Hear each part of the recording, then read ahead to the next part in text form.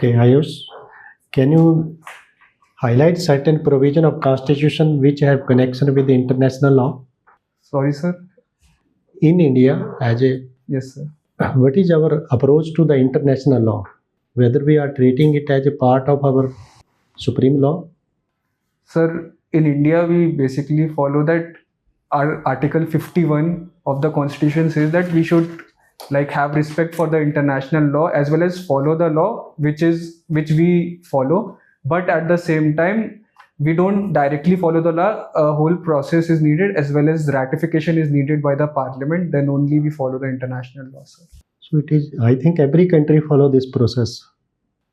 Sir, there are some countries who directly follow the law and there are some countries who don't follow the law as well. Can you name some countries who direct to follow?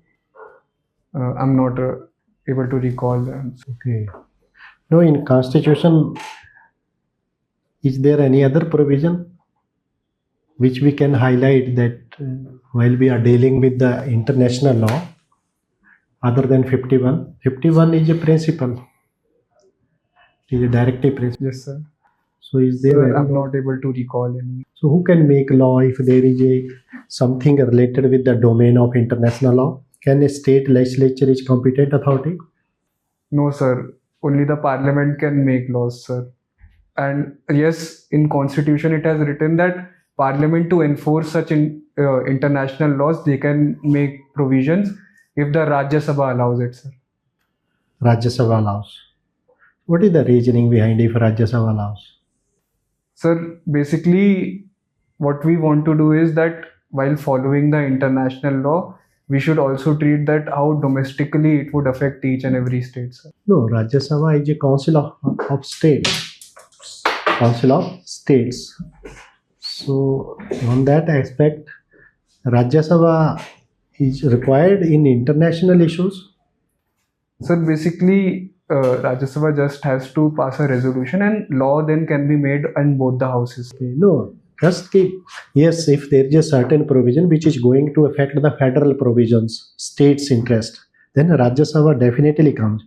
But if there is a certain thing regarding international agreement or treaties, then why there is a need of approval of Rajya Sabha? Sir, that I'm unaware of. Okay. In UNO, we are every time or when there is a session of General Assembly, we find that India is going to become a permanent member, Security Council. So what are the various hurdles which you find to be India as a permanent member? Sir, for India to become a permanent member, we need we want that all 5 permanent members shouldn't veto it. But currently, that is not the case, sir. Like whenever we have tried to get a permanent membership, China has always said that, okay, we can expand the Security Council, but other countries like Pakistan and other countries that are friendly with China also have to be in there. So you mean that if P5 are ready, then India can become? Sir, right now with the amount of respect we have in the international countries, I think we can become a permanent member. But at the same time, we have to look at the other countries also want to become the permanent member and they may also call. How many countries? Sir, India is part of G4. No, we are getting that India is a part of various, but how many countries are in favor of India, then India can become permanent member? Sir, I'm not aware of the exact numbers. No, if we find more about it, how we can find? When you are appointed as and you are devoted for this purpose that we want this permanent membership, then where we can do more research?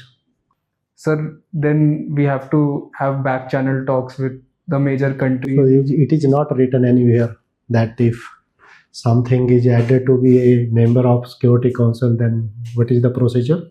Sir, I'm not aware of it. So you are using the word respect of India. So is it increased?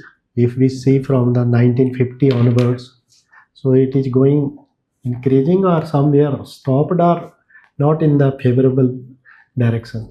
Sir, that cannot be measured tangibly because with some countries we've had improved relations, while with others the relations have reduced.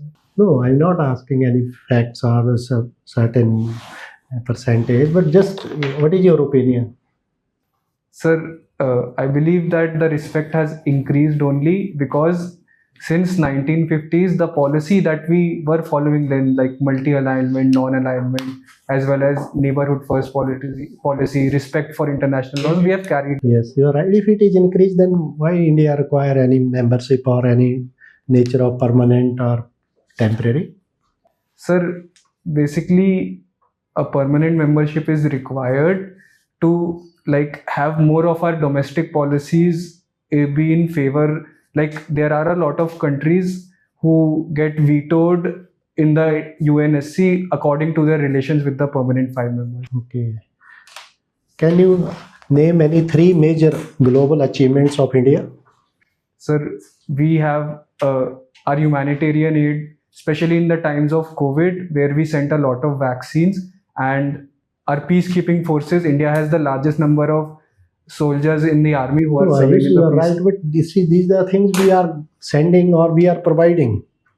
Achievements mean something which we can't otherwise get where we are in competition with others. Here we are sending, even our pupils are not getting those things we are sending. So these are the humanitarians.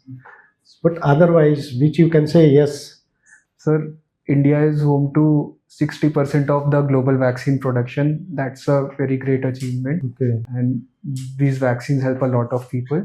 Apart from that, we also have one of the largest armies.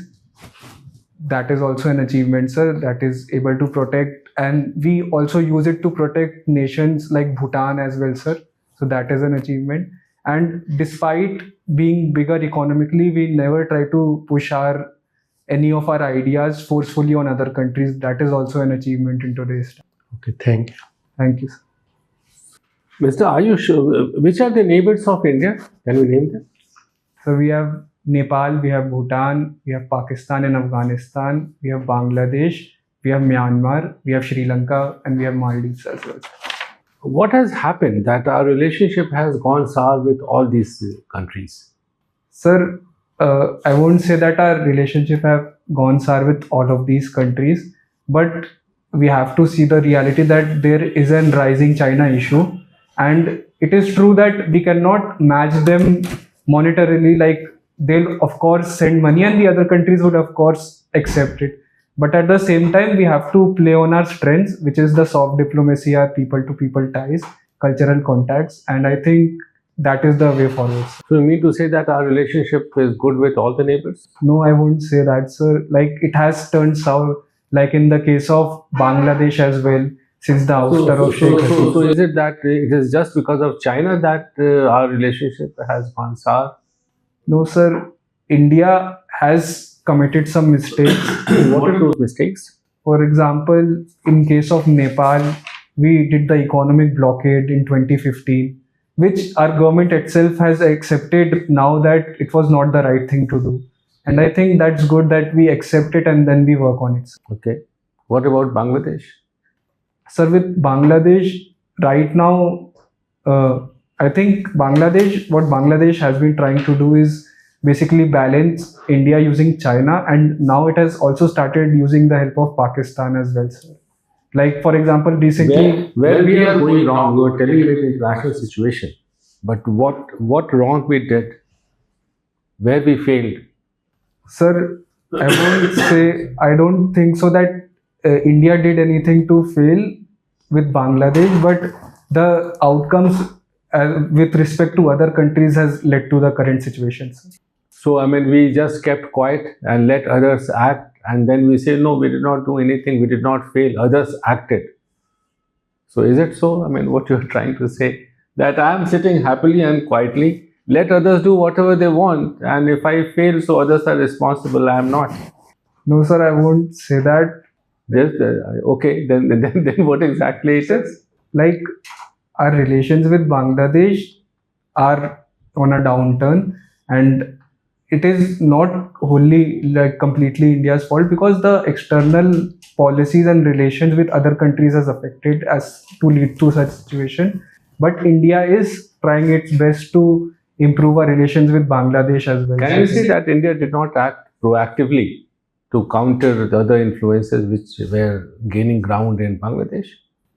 Sir, I won't say that we are not acting proactively. Okay. You have worked in Defense Account Service for 2 years. What is pre-audit check? Sir, basically in pre-audit checks, only some of the test cases are taken and they are checked, sir, instead of in the normal audit route where a lot of cases are checked. Are they correct in doing it? Sir, pre-audit check is necessary as it saves time as well as it helps in putting accountability, that there is always a fear that in pre-audit checks this may happen or that may happen. That way the level of corruption that would have happened if the pre-audit checks wouldn't have been there gets reduced. But in any case, all the files are sent to the accounts department for checking. So they do check it. Why this pre-audit check? In any case, all the files are checked by them. Sir, the normal route that is followed in the audit, that's a long procedure, and like everything cannot be audited at the same time. But pre-audit check allows that we can like constantly keep a check on everything that is happening. And pre-audit checks happen more numerically than the normal audits. Okay. You were into street plays. Yes. So were director or actor? Sir, I was an actor and as well as I wrote the scripts, sir. Okay. Well, what all street plays you all performed? Sir, we did on Swachh Bharat Abhiyan and we did it on demonetization, sir. And how did you handle Swachh Bharat Abhiyan as a street play? Sir, basically, Swachh Bharat Abhiyan, in any street play, we have to put some satirical and comedical things. So we like had many actors, and the street play was written in such a way that where we were performing, they get the idea that why is it important for us to clean. And how about demonetization? What you projected there? Sir, demonetization, basically, we tried to show the hardships that were happening because of demonetization, as well as we showed why demonetization was happening and what was the need of it, sir. Was it needed?